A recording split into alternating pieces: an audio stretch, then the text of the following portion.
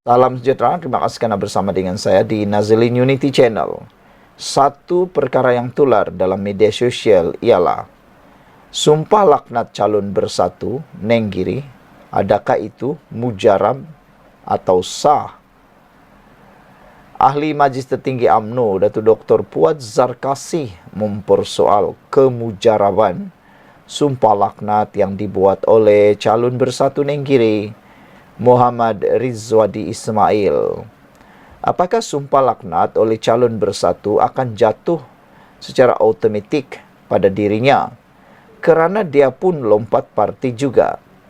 Baru 2 hari lompat parti kerana mahu jadi calon. Ataupun calon bersatu itu anggap ia tidak sah kerana sumpah laknat itu amalan PAS, bukan bersatu.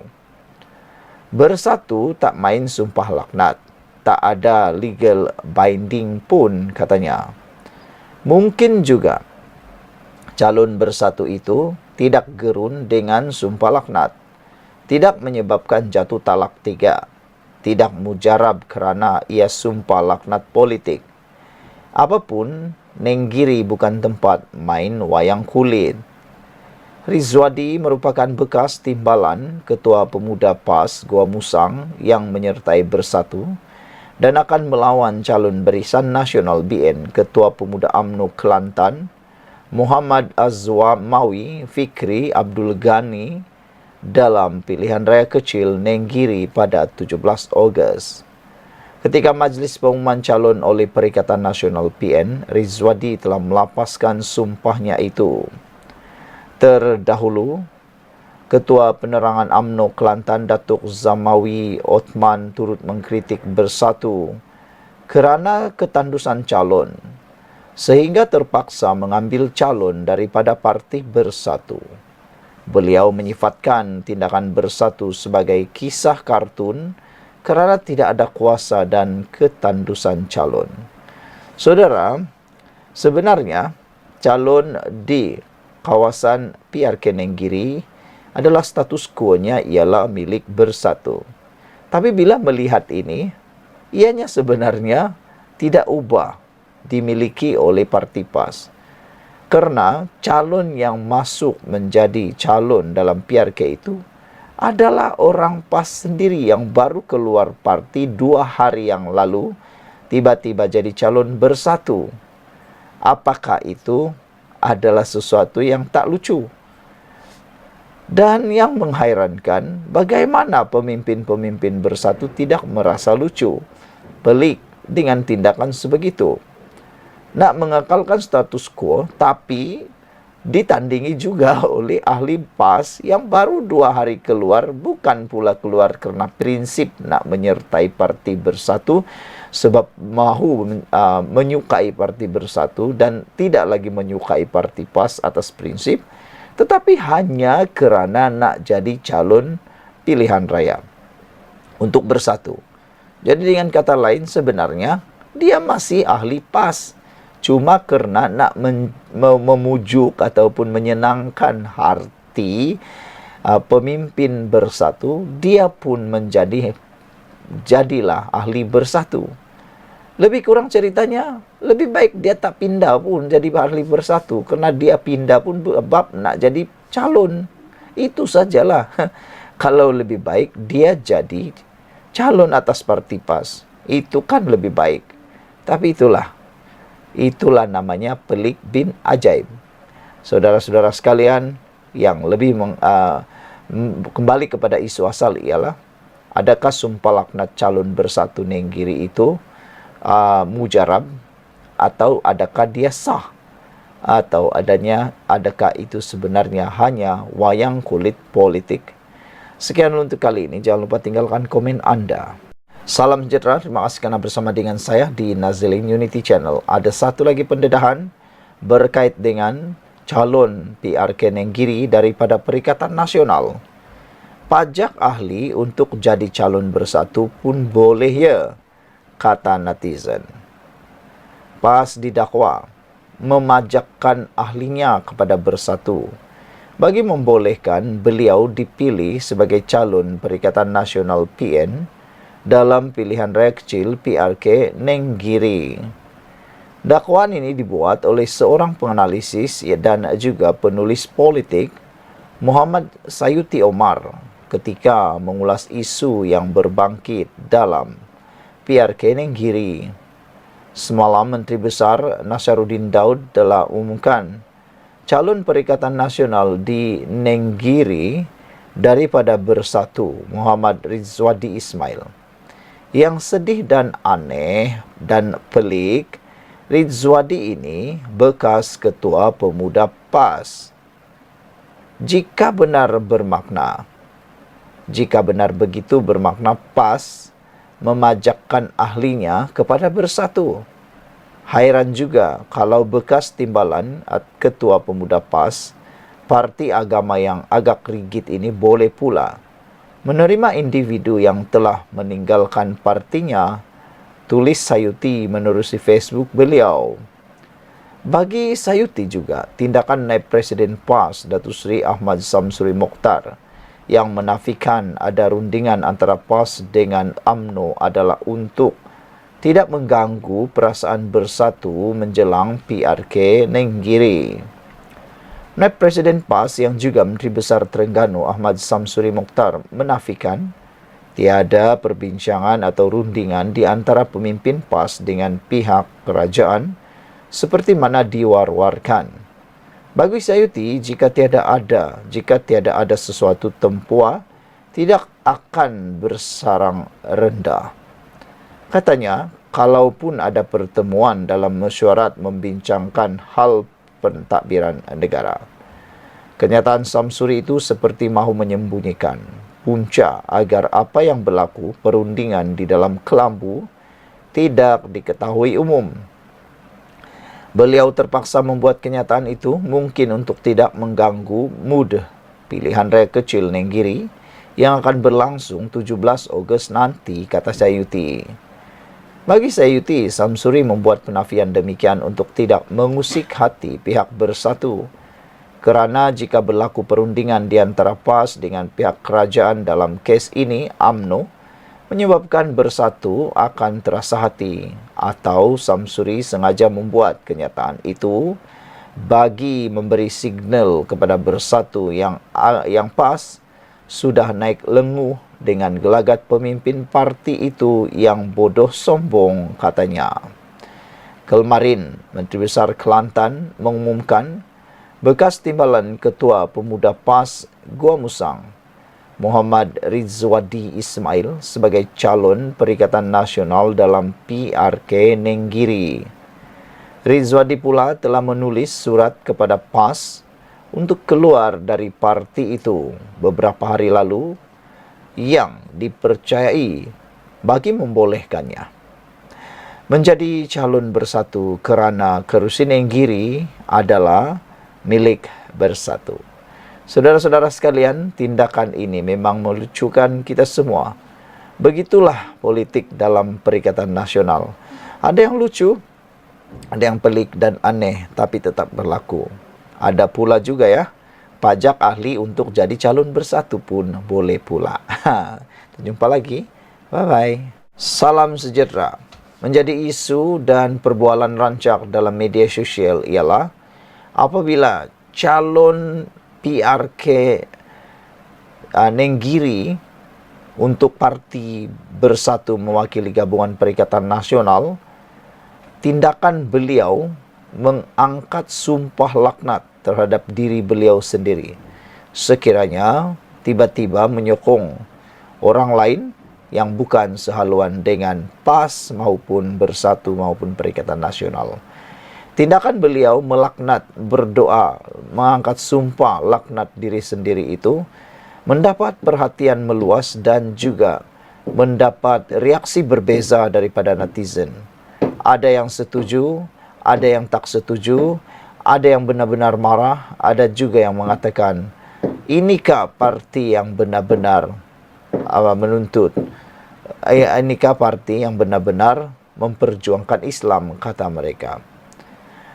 Ini apabila hukum keluar PAS haram, apa pula hukum luluskan orang keluar PAS? Itu telah menjadi persoalan besar oleh netizen. Mereka bertanya, hukum keluar PAS haram, tapi orang yang keluar daripada parti lain, apa pula hukumnya? Adakah itu hukum luluskan orang keluar PAS? Baru-baru ini Adun Rembia daripada UMNO keluar parti UMNO dan menyertai parti PAS. Apa pula hukum itu?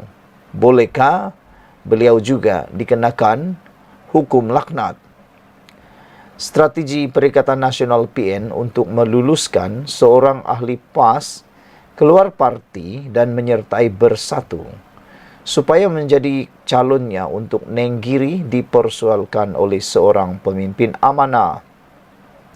Ahli Jawatan Kuasa Pusat Amanah Rizwan Abu Bakar menegaskan bahawa PAS sebelum ini menghukum tindakan keluar parti sebagai haram.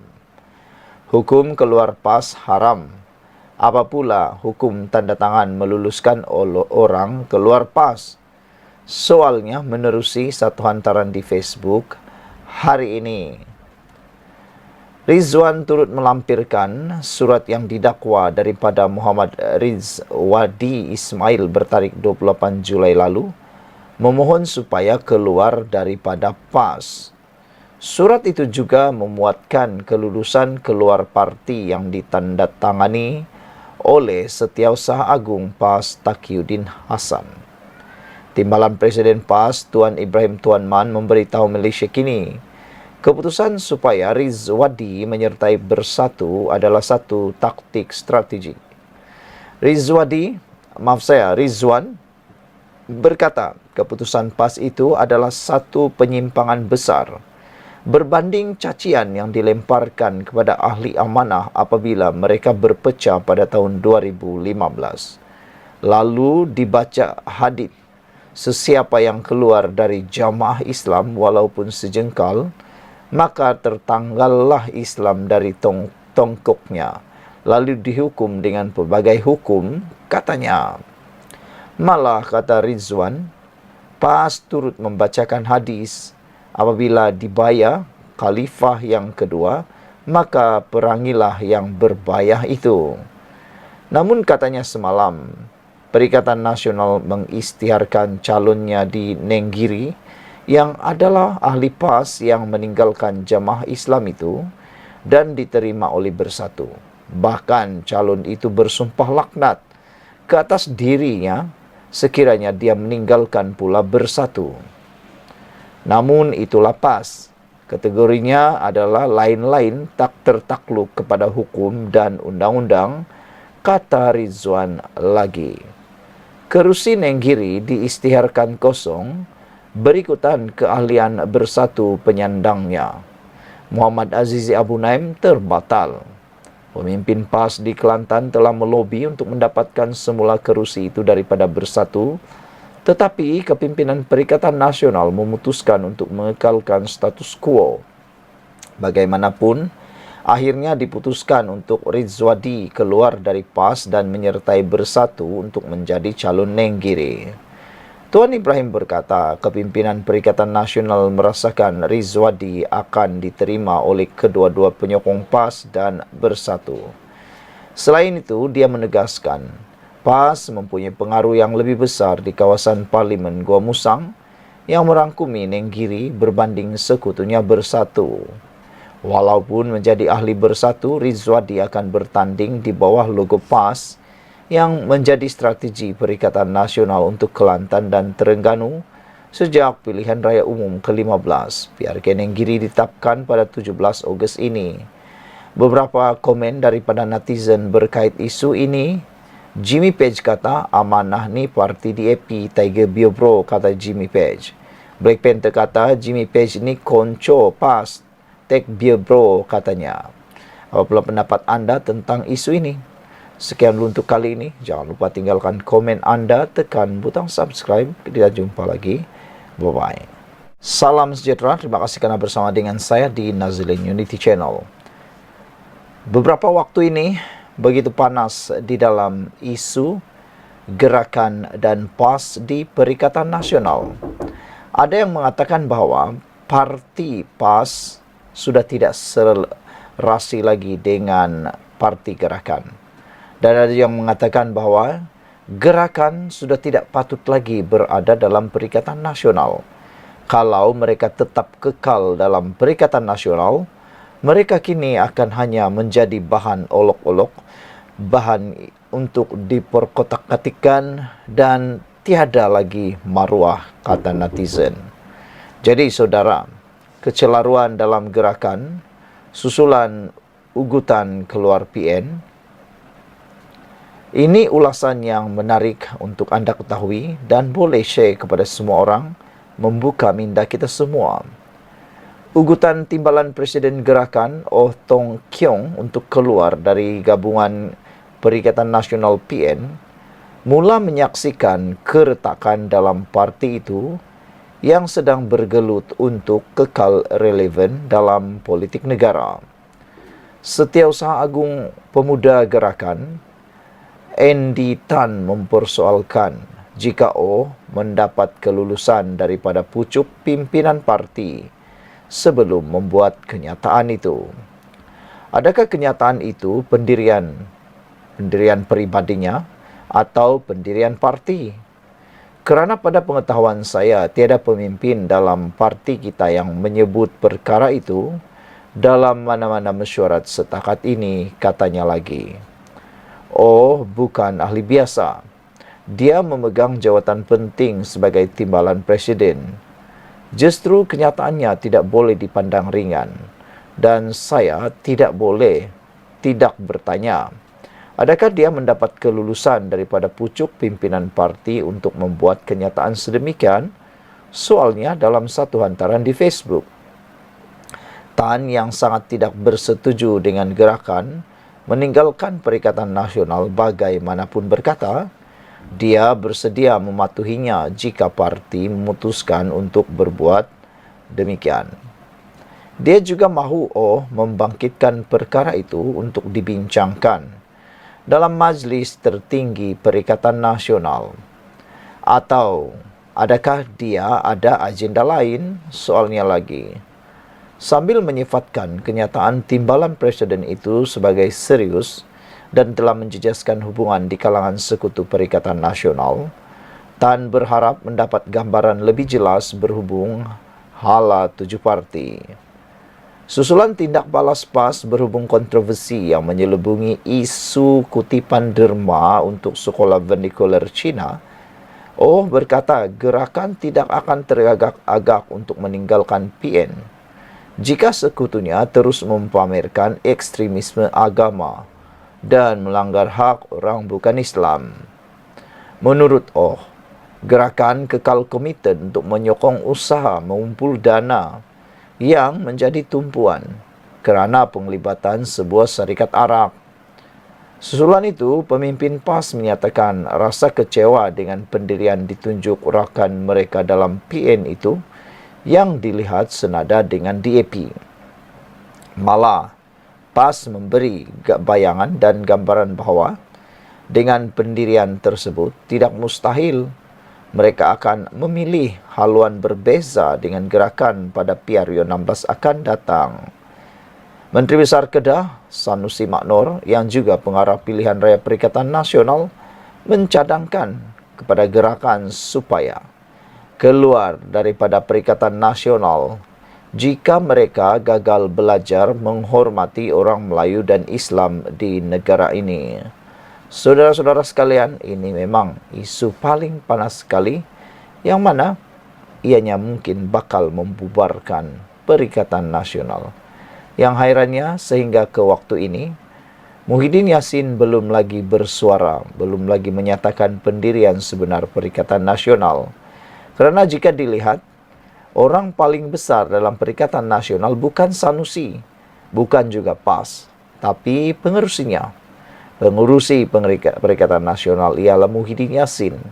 Tapi sehingga ke waktu ini, dia masih membisu. Sekian, kita jumpa lagi. Salam sejahtera. Rupa-rupanya ini sebabnya Cikgu Bad ditahan reman selama 2 hari. Bukan kerana tindakan beliau semata-mata mendedahkan perasuah ataupun dakwaan berlakunya rasuah. Tentang melaporkan rasuah itu, bagi menjawab dakwaan walau kononnya Cikgu Bad tidak patut ditangkap kerana mendedahkan rasuah. Tentang mendedahkan rasuah itu bukan satu kesalahan, bahkan itulah yang dituntut oleh kerajaan. Siapa yang ada maklumat, buatlah perkara tersebut. Tetapi apa yang menyebabkan Cikgu Bad ditahan dan direman adalah kerana beliau telah membocorkan dokumen sulit kerajaan. Ini adalah satu kesalahan yang serius, kata polis. Penahanan reman ahli Jawatan Kuasa Penerangan Bersatu, iaitu Badrul Hisham Syahrin, adalah proses biasa dilakukan berdasarkan keperluan siasatan. Ketua Polis Kuala Lumpur, Datuk Rusdi Muhammad Isa berkata, kesalahan disyaki dilakukan Badrul Hisham atau lebih dikenali sebagai Cikgu Bad adalah perkara serius di bawah Seksyen 8 Akta Rahsia Rasmi 1972. Ini proses biasa tahan reman. Ada laporan, jadi kesalahan itu kita akan siasat. Kesalahan itu benarkan kita buat tangkapan dan ada keperluan kita akan tangkap bergantung kepada siasatan, katanya. Berdasarkan Seksyen 8 Akta Rahsia Kerajaan, kesalahan sangat berat. Membabitkan dokumen kerajaan. Walaupun cuma salinan, kita nak tengok siapa yang ada dokumen hak milik kerajaan itu. Sebab dia, Cikgu Bad, tidak bekerja di situ, katanya. Beliau berkata demikian kepada pemberita pada majlis serah terima tugas Ketua Polis Daerah Dang Wangi di Ibu Pejabat Polis Daerah IPD Dang Wangi di sini hari ini. Semalam, media melaporkan Cikgu Bad ditahan di Ibu Pejabat Polis Daerah IPD Putrajaya di sini dipercayai berhubung pendedahannya mengenai isu rasuah membabitkan pegawai tertinggi Tentera Laut Diraja Malaysia. Susulan itu, Cikgu Bad direman 2 hari di Mahkamah Magistrat Putrajaya hari ini bagi membantu siasatan polis. Terdahulu, Harian Metro melaporkan Cikgu Bad ditahan polis dipercayai berhubung dakwaannya mengenai isu rasuah membabitkan pegawai tinggi Tentera Laut Diraja Malaysia TLDM. Rupa-rupanya ini sebabnya Cikgu Bad ditahan kerana beliau telah mendedahkan dokumen sulit kerajaan dan ini adalah satu kesalahan yang serius kerana ia melibatkan satu dokumen rasmi rahsia kerajaan. Jadi saudara-saudara sekalian, menurut polis ini adalah proses biasa untuk menahan reman. Ada laporan. Jadi kesalahan itu kita akan siasat. Kesalahan itu benarkan kita buat tangkapan. Dan ada keperluan kita tangkap bergantung pada siasatan, katanya lagi. Berdasarkan Seksyen 8 Akta Rahsia Kerajaan, kesalahan adalah sangat berat. Membabitkan dokumen kerajaan. Walaupun cuma salinan, kita nak tengok siapa yang ada dokumen hak milik kerajaan itu. Sebab dia, Cikgu Bad, tidak bekerja di situ. Wow, ini makin panas, makin menarik. Sekian untuk kali ini. Jangan lupa tinggalkan komen Anda, tekan butang subscribe. Bye-bye.